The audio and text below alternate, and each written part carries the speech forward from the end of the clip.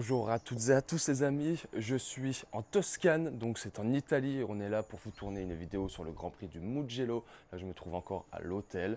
On va prendre la route, on a fait déjà un arrêt sur les coins de Chamonix. On a passé le tunnel du Mont Blanc, c'était vraiment sympa. On va vous montrer tout ça. Pour rappel, le Grand Prix d'Italie se trouve sur le circuit du Mugello, un circuit de 5,3 km. On est à la 8e étape du championnat du monde MotoGP. Les amis, ça va être l'heure pour nous de y aller. Je vais vous laisser sur quelques images pour vous faire patienter le temps qu'on fasse la route, même si vous, techniquement, vous ne le verrez pas au montage. Et nous, on se retrouve sur les circuits du Mugello tout de suite.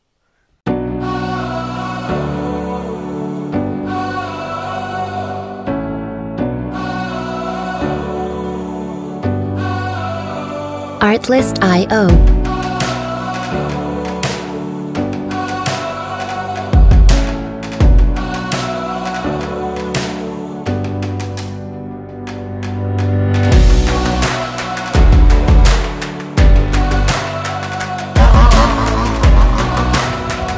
Music licensing reimagined.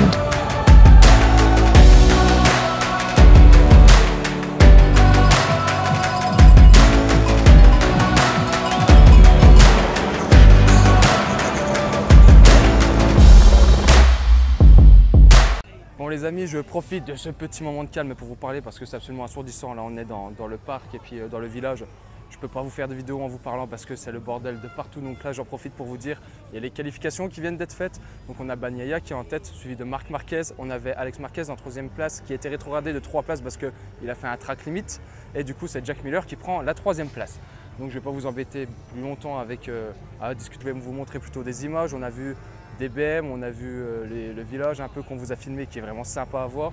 Et je vais plutôt vous laisser profiter des images parce qu'on est quand même sur un événement qui est mondialement connu. En plus sur le circuit du Mugello qui est assez incroyable, tout est vallonné, on peut voir quasiment tout le circuit d'un peu près partout. Donc moi je vous laisse profiter de ces images et puis je vous dis à ce soir pour le débriefing. Ciao ciao.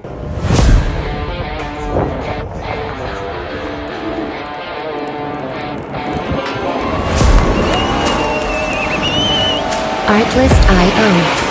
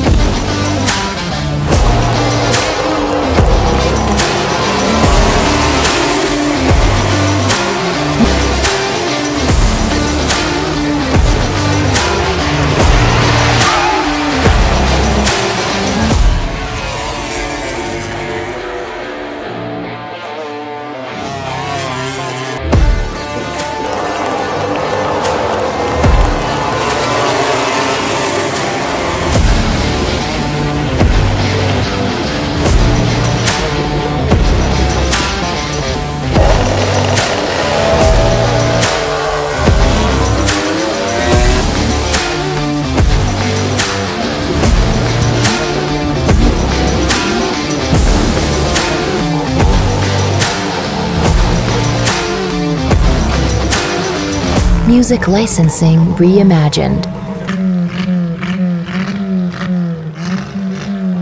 Les amis, petit débris en général.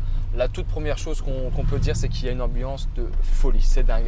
On voit à la télé qu'il y a beaucoup d'ambiance sur les stands et tout ça, et même dans les tribunes. Mais alors là, c'est une dinguerie. Hein. Franchement, si vous ne l'avez jamais fait, je vous le conseille vraiment. Vous n'aurez pas mis votre argent en l'air. Maintenant, pour ce qui est de la course sprint, Bagnaia fait une course absolument magistrale. Il est en tête du début à la fin. Le départ était parfait, tout était parfait. On peut pas dire beaucoup plus. J'en attendais beaucoup plus de Marquez qui part deuxième, qui fait les 3 premiers tours deuxième, il me semble. Et après, il se fait coincer dans un virage. Il perd 4 positions. Il en repère une après quelques tours plus tard et puis il maintiendra sa 7e position. Quartararo fait 10e, Zarco fait 4e, donc c'est pas trop mal pour nos Français.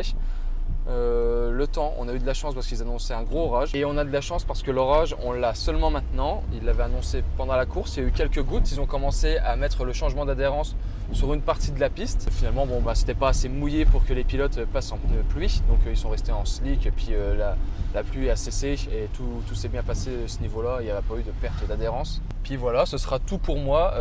Je peux rien vous dire de plus que si vous avez l'occasion d'aller à un Grand Prix, honnêtement, allez-y, mais sans hésiter.